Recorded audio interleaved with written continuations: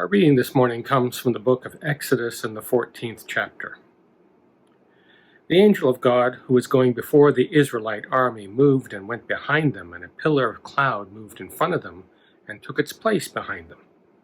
It came between the army of Egypt and the army of Israel. And so the cloud was there with the darkness, and it lit up the night. One did not come near the other all night. Then Moses stretched out his hand over the sea. The Lord drove back the sea by a strong east wind all night, and the sea turned into dry land, and the waters were divided. The Israelites went into the sea on dry ground, the waters forming a wall on them on their left and on their right. The Egyptians pursued and went into the sea after them, all of Pharaoh's horses, chariots, and chariot drivers. At the morning watch, the Lord in the pillar of fire and the cloud looked down upon the Egyptian army and threw the Egyptian army into a panic. He clogged their chariot wheels so that they turned with difficulty. The Egyptians said, "Let us flee from the Israelites, for the Lord is fighting for them against Egypt."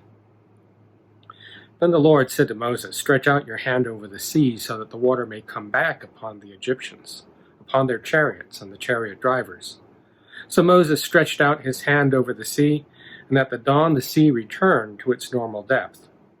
As the Egyptians fled before it, the Lord tossed the Egyptians into the sea. The waters returned and covered the chariots and the chariot drivers and the entire army of Pharaoh that had followed them into the sea. Not one of them remained. But the Israelites walked on dry ground through the sea, the waters forming a wall for them on their right and on their left. Thus the Lord saved Israel that day from the Egyptians, and Israel saw the Egyptians dead on the seashore. Israel saw the great work that the Lord did against the Egyptians. So the people feared the Lord and believed in the Lord and in his servant Moses. Here ends the reading. The grace of our Lord Jesus Christ be with you all. 30 years ago, I was in the middle of my THM, my Master's of Theology course. It came about for two reasons. One, I had long since university and sensing a call to ministry, figured that my path was going to be more academic than working in the parish. And so it made sense to go on to further graduate study. Second, my first call, my first church after ordination, was a disaster. Let me tell you about that. It was a small, aging congregation in Tacoma, south of Seattle. The church was off on a side street, way away from any main street, so you had to know where it was to find it. The congregation itself was aging. There were no young people, and they were advertising for a part-time minister to help them revitalize. At least that's what they said on the surface. When I got there, it was a very different reality. There was much resistance. Every time I would organize an event to sort of open up the church and invite others in, someone would sabotage or disrupt the event so that it wouldn't really be a success.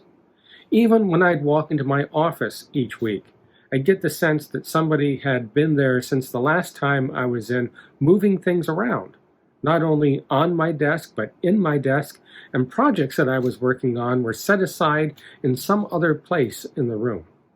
Even in worship on Sundays, we had what we would normally call greeters at the doors, whose job was to greet people. But the person who really took over that job acted like he was more of a bouncer, and every time somebody new would show up to try and check us out for worship, he would glare at them. Needless to say, we had very few repeat visitors. This is the same church where I finally found the key to the youth room, which had been hidden from me. And when I walked in, I was amazed at what I saw. I saw a great round table surrounded by chairs and one throne. And on the table were swords in their scabbards, their hilts pointing towards the chairs, points toward the middle. The room was decorated with medieval pageantry and coverings and material. I had walked into King Arthur's court, and there was a patina of dust all over everything. I was a young minister in my 20s back then. And it took a while for further reading and reflection, for me to sort of circle back later and realize that there was never any hope for me as a minister trying to change the trajectory of that church. They had adopted the myth of Arthur and Camelot. The youth group was Arthur's court, and when the youth group ceased to exist, they were living out the rest of the mythology of the story with the fall and dissolution of Camelot. I did not know it then, but there was no way I was going to disrupt that narrative and bring a new narrative to play until they had finally lived it out to the death. That call lasted 2 years and 2 weeks. Towards the end of it, I got in touch with the conference minister to tell him what was going on. I tried to make contact with the church and ministry committee to get advice. Silence. I ended that call alone, inexperienced, without anybody sort of telling me that this whole train wreck was not my fault, that what happened was inevitable. It took years for me to come to that conclusion. And so I felt vulnerable, alienated, done with church. I had no desire to seek another call in another congregation after that experience, having been burned so badly, and went on to further graduate study. When I started in Vancouver, it was a breath of fresh air, engaging and study again. It was like I had come home. I began that course of study intending to go into early church history, to study really the origins of our theology as a Christian tradition and the people who began formulating our great ideas that have sustained us through 2,000 years. But I ran into a professor of history who was an expert in the Reformation. And gradually he took me under his wings and showed me what he was working on. And by the end of the first semester, I was assisting him in putting together a critical edition of Martin Bucer's commentary on the Psalms. Martin Bucer was the chief reformer in Strasbourg in the 16th century. And through Bucer, I began to encounter the wonderful panoply and mosaic that the Reformation was. And that went on for a few years. And then came the day when I sat my oral comprehensive exams. It was set high up in the tower of the campus, overlooking the city of Vancouver on one side, with the Canadian Rockies coming down into the city, and the Strait of Georgia over to Vancouver Island on the other side. A beautiful, clear day. You could see it all. When they told me I had passed my orals, I was on top of the world, literally. And then, when I finally came down and could go down the stairs, I stopped by my mailbox, and there was a letter there from the University of Geneva. And when I opened it up, it was an invitation to join the university and enter into study at their Institute for the History of the Reformation for doctoral studies. Wow, what a day. I felt vindicated. I felt put back together. I felt as though I was finally able to put that disastrous experience of my first call behind me, and a new and a wonderful path was opening up before me. Well, that feeling didn't last too long before I realized there were a number of logistics that needed to be worked out. The invitation wasn't to start at the beginning of the next school year. The invitation was to come immediately, now. And so I had to scramble to figure out how to put together a financial package. I mean, on the one hand, tuition was absurdly low, 110 Swiss francs per year, which worked out back then to be about $70 a year. But the cost of living in Geneva is astronomical. And so I had to figure out where I was going to live, how I was going to sustain myself in this cost of living, and of course, all student housing, because it was in the middle of the academic year, was already taken, so that option wasn't there. It took a few months to get the whole thing together.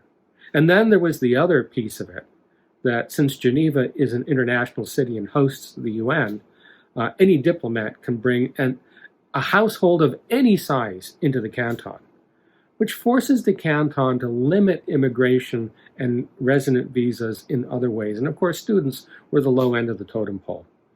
So I finally found out that Thelma and Sasha could visit me twice a year, but only stay for 3 months at a time. And so we had to plan for how I would pursue my doctoral career as we fractured on 2 different continents as a family. Well, we did finally work out the logistics, and I did take off. And I remember changing planes in Paris.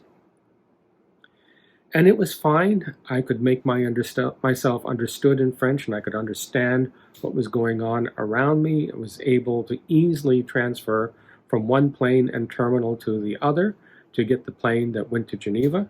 The flight to Geneva was uneventful from Paris. When I landed and went through customs and immigration in Geneva, it was very simple. The officials took one look at me and started addressing me in English, looked at my university papers, waved me through nonchalantly, and then before I knew it, I was out of the airport on the taxi rank. That's when the world came crashing down. I could not understand a word anyone was saying. As I listened, it sounded guttural. It sounded almost like German was being spoken, but it wasn't German. I'd even boned up a little on Schweizerdeutsch, Swiss German, before I left, even though Geneva is a French-speaking city. And it wasn't Schweizerdeutsch. Totally disoriented, I got shoved into the back of a cab with a cab driver who could not speak English. He could not understand the way I was speaking French, and he looked at me as though I was an alien just dropped into his cab from a different planet altogether. Finally, I had to write down the address, and he took me to the institute where I picked up the key to the villa where I was going to be staying with some other foreign students. Eventually, we got there, I paid him off, and I got my luggage into my rooms and just collapsed. Next day, I woke up to a din in the household. Hungarian was being spoken everywhere, and it turned out that the university had decided to house me in a villa for foreign theological students, and everybody else in the villa was Hungarian, and their French was even worse than mine. After figuring out that we were not going to communicate very well, and that since they were undergraduates, they had a very different orientation on study and leisure, I decided just to kind of let things be and live in my own world. I decided to walk down the street to find the nearest grocery store, and did so. And when I was in the checkout line, began to realize that, oh, they're not going to give me a bag to put my groceries in. Good thing I had my backpack, and that I only bought enough to put in my backpack. And then I decided to take the bus back to the villa. Easy route, easy to get on, got my ticket. But once I was on the bus, I could not, for the life of me, figure out how to signal when I wanted to stop and when the stop came for me to open the door to get out. I had to watch carefully while somebody else did it a few stops down and sort of slunk out and then walked back to the villa. After lunch, I decided that I would go downtown and find a souvenir store and buy some postcards so that I could write Thelma and Sasha. And that's not too difficult to find in the center of Geneva. And when I got the postcards and went to pay for it, by this time I'm beginning to pick up the accent and the stress for how French is spoken. And the best analogy I could make is that the Genevan accent is very much akin to the Southern accent that we have in the United States, that is very different in stress and pronunciation from ours. But if you listen to it closely enough, you can begin to pick it out. And I was getting to that point. And the woman behind the counter, when she gave me the price, said something I had never heard of before. My face must have been absolutely blank. You know, I had studied French as a child. My teacher was from Paris. And to be honest, the kind of French that we were teaching was sort of high formal French. I had never been introduced to any of the local colloquialisms that exist in the French language. And just as I was beginning to figure out what she had said, she got this dark look on her face and said, slowly enough and loudly enough so that any imbecile could understand, Monsieur, vous ne parlez pas français, n'est-ce pas? She said it slowly enough and loudly enough that the translation was instant. Mister, you don't speak French, do you? Feeling utterly humiliated, I just opened my hand and let her take out the coin she needed and give me change. And then I slunk back to my villa. I felt like I wanted to crawl under a rock and die. I felt like I might want to just pack my bags and go home. But I realized that I was at a point of no return. If I went home, home to what? They had already sent me off in celebration in Vancouver. I couldn't go back and finish writing the thesis and get the degree and then kind of move on in another way. That way was closed. There were no prospects in terms of getting back into the parish at that time. I didn't have a profile. It wasn't active. It would take me months to do that. I felt between a rock and a hard place, and the only thing to do was to persevere. It must have shown, at least to the director of the Institute in the weeks that followed. He was a very compassionate man, an Irishman who was an expert on Calvin. He began to take me under his wing and tell me kind of how it worked in Geneva. From explaining to me that the university librarians really didn't like it when people other than them were wandering in their stacks amongst their books, to where to get a decent haircut. Gradually, under his wing, a new path opened up for me, and I was able to make new acquaintances, build new relationships, and begin to take on a new identity as a young, promising scholar of Reformation studies. That story and the way it unfolds reminds me a lot of the experience of the Israelites. They too, at the beginning of Exodus, were in a hard, oppressive place that was a literal dead end. They experienced a liberation from God and a new path following the Passover.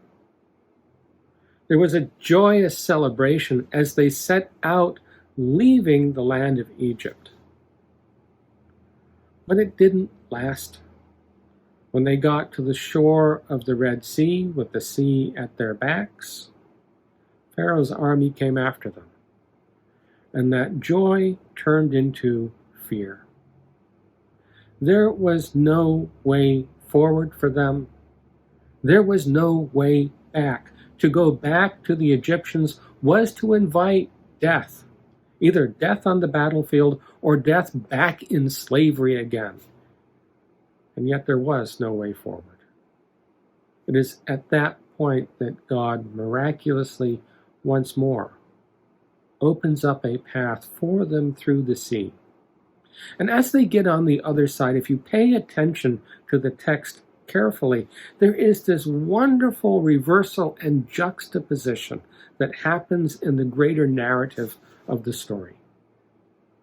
There they are at the beginning of the story in the land of Egypt, the land of the Nile, where every year the Nile floods and inundates the land, fertilizes the land, gives it moisture, and the Nile Valley is supposed to be a place of life and thriving and plenty.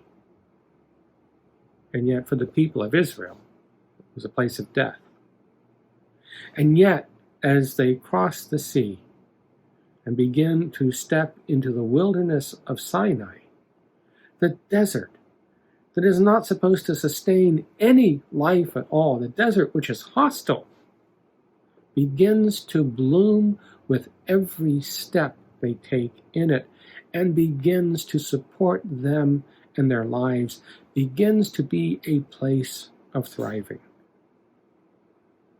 And God is with them every step of the way. As I reflect on my own story, I think God was with me every step of the way, through that dead end in the church, through recovering a sense of myself and embracing a new future in further graduate study, and even through the transitions that were necessary for me to go from one culture to another, from one level of education to another, for me to begin to blossom as something more than I was, more than just a student. And I think as we reflect on our journey, we see that same pattern. We saw at the beginning of the pandemic how we were forced into lockdown, and it seemed like a death. We thought it was only going to last 6-8 weeks. We thought that we would be able to get back together sometime after Easter, and when we did, we would celebrate a blowout Easter, that we were done and on the other side of it, but it kept on going. We began to open up in the summer, and holding out the hope that the summer would at least be some sort of hiatus where we could get back to normal and take care of things that we needed to take care of before facing what we were told was a resurgence of the pandemic coming this fall, with a flu season compounded with the realities of COVID-19. But the summer didn't turn out that way. In other parts of the country, we saw infection rates and death rates rising, and we held our breath, pausing how we opened up. And here we are in the fall. We are yearning and trying to figure out a way to open up in reality and recapture some of what was, but we see what's going on in our universities and colleges and how the infection rate is rising there. And as we send our children back to school, we are holding our breath a week after Labor Day to see what is going to happen there and how that will affect us and how we will respond to it. We feel like we are between a rock and a hard place. We are at a point of no return ourselves. We know we cannot go back, and yet we cannot discern for the life of us what the path forward will be. And all of that is raising our anxiety levels. And I have, over this past week, kind of touched on the temperature of our folks in our congregation and in our town psychologically. And we are at a literal simmering point. It's not going to take much to push us over. We have our backs to the wall, to the sea. And yet, as I reflect on the story of Israel, as I reflect on how I have lived through similar patterns, I am convinced God is with us. God has been with us from the beginning. God has been upholding us. And God is with us even now as we cannot perceive the way forward, yet I believe that God is our God of our past, that God is our God of the present, that our God is our God of the future. And that if we hold fast to each other, hold fast as God's blessed community, that if we have faith in that God has not abandoned us, that God walks with us, the path forward will open up. And we will find a way forward. And we will continue to thrive and to evolve and to grow as God's people. We have passed the point of no return. What lies before us is yet unknown. But what is certain is that God goes with us every step we take, that God feels our pain and anxiety, and that God also fuels our hopes and dreams. Then I am convinced that by and by, with God's grace, all will be well, and all manner of things will be well. God bless you all. Amen.